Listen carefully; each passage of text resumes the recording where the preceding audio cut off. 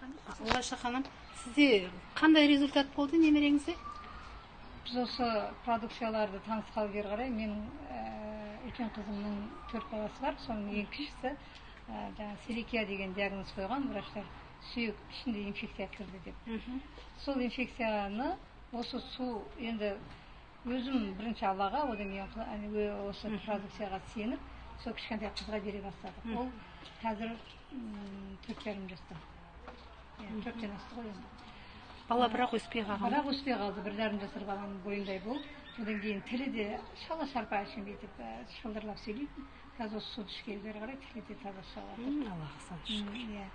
Содан кейін мен қызыма жаңағы бере бастаған кезде айтқан бір жерге белгілеп қойшы бойын, көрейік бойын өсірер ме екен деп.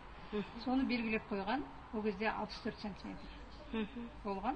Енді қазір 71 сантиметр болыпты. Аллаға сан шүкір, керемет. Сөйтіп бойы сондайға өскен екен.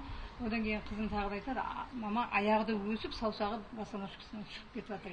Ол результат бізде 12 ақ күн іштік. Сонда өсу процесі болып жатыр балада? Өсу процесі болып жатыр. Мен соған Аллаға сансыз шүкірлік айтамын. Сол қыз енді ең болмаған күнде 1 метр 200 сантиметр болса да, жаңағыдай сондай өссе екен деп Алладан сұраймын. Алла шипасын берсін.